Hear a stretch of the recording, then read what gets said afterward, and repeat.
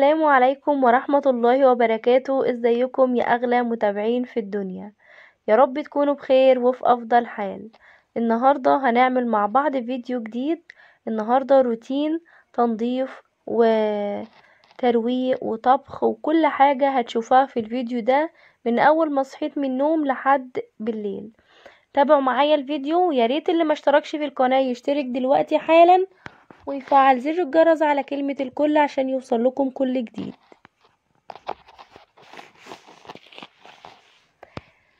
زي ما انتم شايفين، اول حاجة ببدأ بيها المطبخ اول ما انا يعني اعمله وينضف كأن البيت كله نضف. انا بالنسبة لي كده اول ما بصحى من النوم على المطبخ على طول.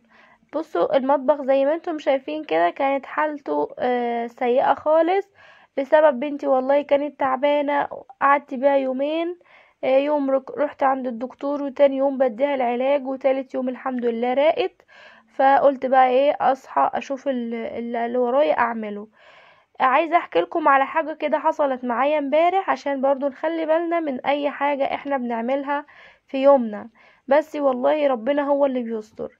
بص اللي بتاع دي كانت بتاعه الفشار، بتكهربا بنحط فيها الذره، وبعدين بقى بتطلع لنا من قدام كده، بيطلع الفشار من قدام كده. هي بتسخن وتفضل تلف الذره كده وبعدين يطلع فشار.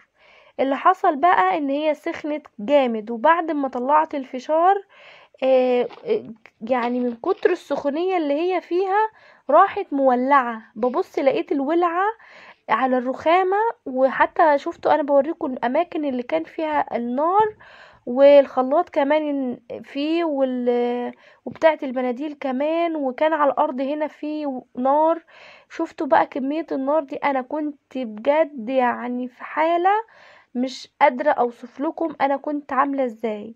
كان خوف ورعب ومش قادرة اصلا اسيطر على نفسي، وكنت وقفت كده نص دقيقة مش عارفة اعمل ايه، لحد ما ربنا الهمني. رحت شايله الفيشه اول حاجه. هي بص كانت مولعه من تحت اهيت. هي الاماكن اللي انا بشاور لكم عليها دي كان فيها ولعه طالع منها نار، وكمان النار ماليه الرخامه. يعني الفشار لما طلع في حبايات فشار طالعه بالنار، النار بتاعتها. فالحمد لله شلت الفيشه من هنا، ومش عارفه اعمل ايه برضو. انا شلت الفيشه يعني ولقيت النار على الرخامه كده وتحت يعني في الارض.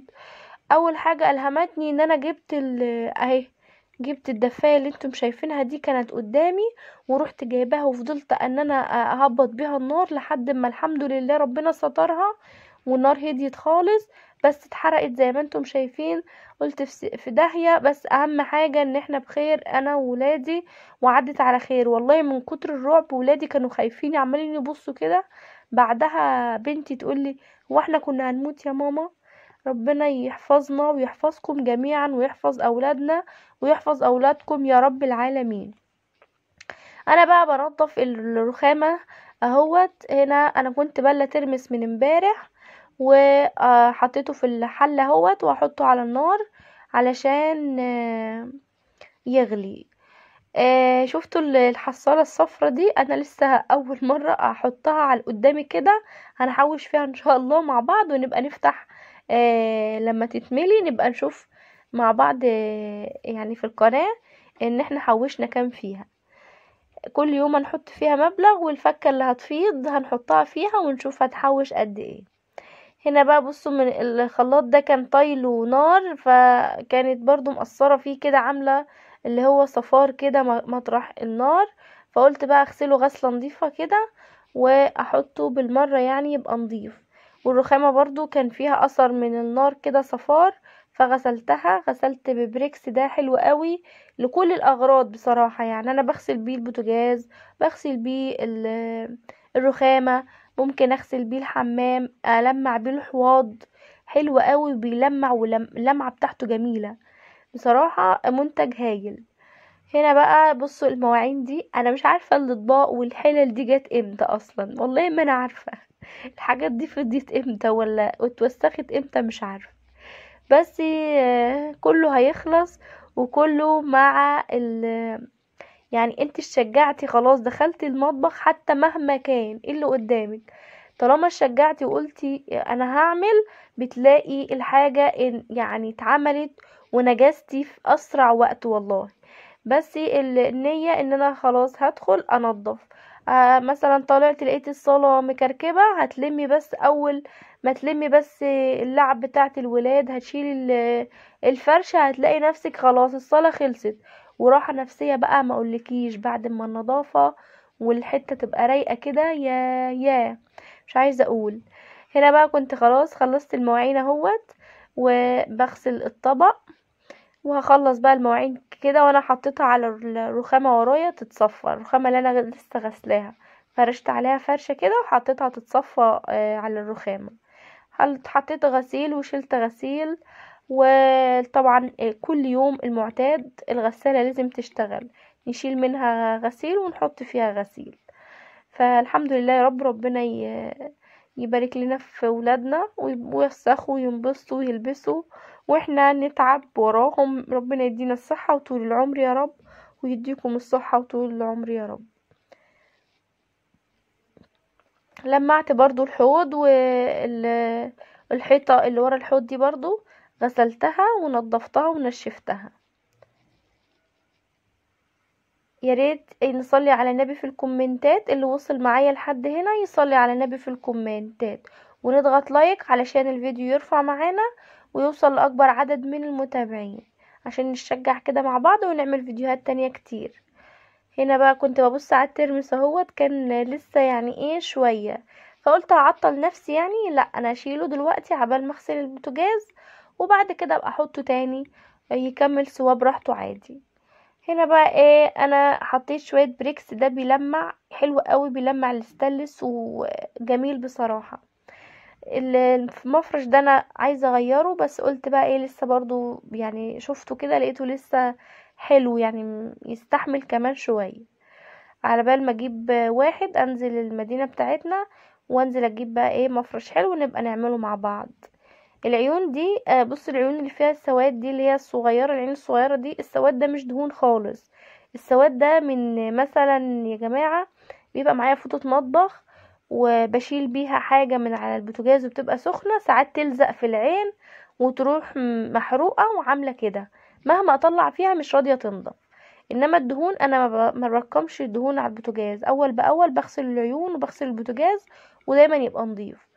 هنا بقى ايه انا غسلت برضو المطبخ الخشب، فوق كان نضيف ما كانش فيه اي حاجة، كل كان الحواسة كلها هنا في الرفاف اللي تحت دي، لان الاطفال هم داخلين خارجين بياكلوا في ايدهم حاجة بيمسكوا في المطبخ فبيبهدلوه، فانا برضو كل شوية ايام كده بمسحه ونضفه، حتى مهمش سايبين الدرج في حاله، شايلين الزراير اللي انا بفتح بيها الدرج شايلينها. وبعد كده بقى ايه هنكنس الارضية، واطلع برضو الطرقة اغسل اكنس الارضية وامسحها وننضفها ونفرش تاني. قوم الشجاعي كده، واللي وراه اي حاجة يقوم يعملها، والله العظيم يا جماعة اللي يعني بيحط حاجة في دماغه يقوم بس يبدأ حاجة بسيطة يلاقي نفسه الشجع وعايز يخلص كل حاجة في يعني في اسرع وقت. هنا برضو انا كنت ساعات يعني انا ساعات بكسل، يعني وقت تعب او وقت حاجة خلاص انا مش قادرة اقوم وكسلت ومش قادرة والدنيا بتتكركب وبتاع، اول ما اقوم يعني ابدأ بس الاقي نفسي خلاص انا كده انا عايزة اخلص وانهي وانضف نظافة عميقة وكل حاجة. هنا بقى ده حوض الوش. هنا بقى ايه قلت بقى ما امسح الحامل ده وانضفه بقى، المراية برضو كانت زي ما انتم شايفين كده ما كانتش نظيفة، غسلتها برضو ونضفتها. وبعدين بقى ايه رصيت الحاجة تاني اللي كانت عليه زي ما هي.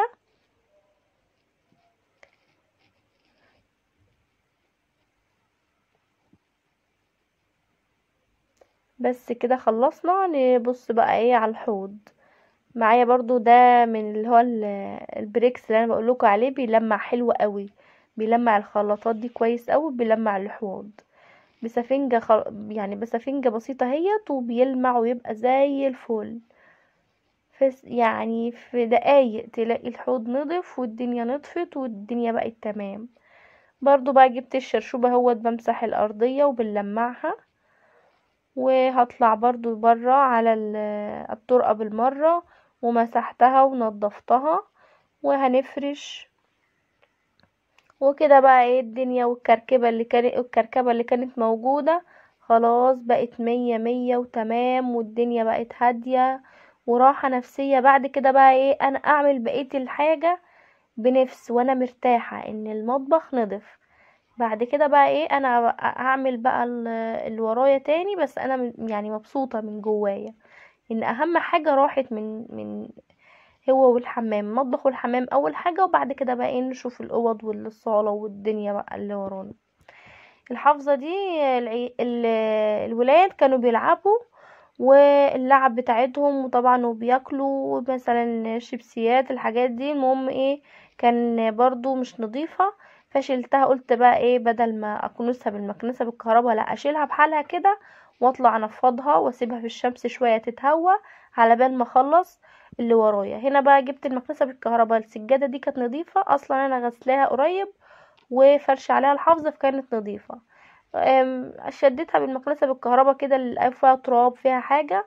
وبعد كده بقى ايه قلت اما انضف اوضه الاطفال على بال برضو ما الحافظه تتشمس، والشمس يعني الشمس حلوه قوي بتدي طاقه ايجابيه وتخلي الحاجه يعني تتعقم كويس. وبعد كده ادخلها. هنا بقى كنت خلصت الاوضه اهوت. السراير رتبتها لان انا المفارش دي برضو كنت لسه مغيراها، وكنت منضفه اصلا الاوضه دي تنظيف عميق بسبب ان انا طلعت الهدوم الشتوي ودخلت الهدوم الصيفي، فنضفت تحت السرير والدولاب، والدنيا بصراحه كانت رايقه بقالي يومين. بص احمد قاعد لي فين اول ما يلاقيني افرش حاجه يقعد لي كده زي ما انتم شايفين. فرشت وخلصت، وبعدين بقى ايه فرشت الترابيزة ورصيت الكراسي، ونطلع بقى ايه ننشر شوية الهدوم اللي احنا كنا لسه مطلع.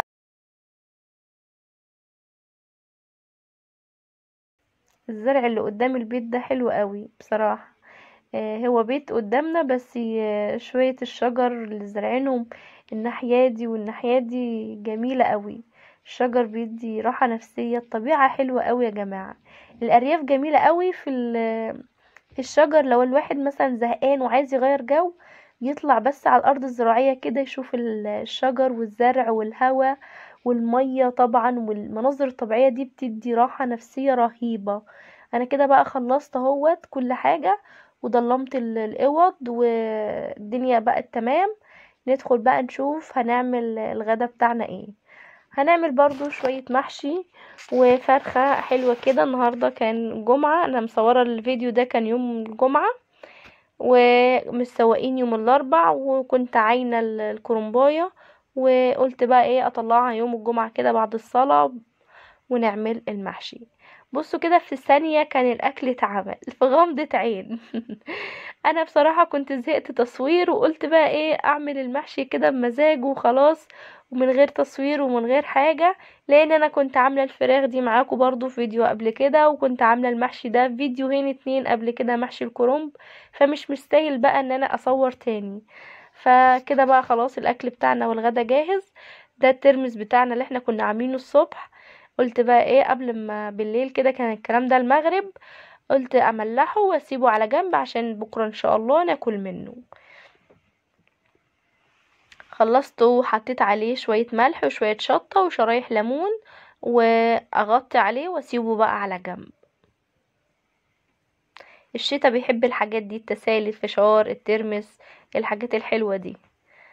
هنا كنت بغلي اللبن للولاد عشان هيذاكروا بقى.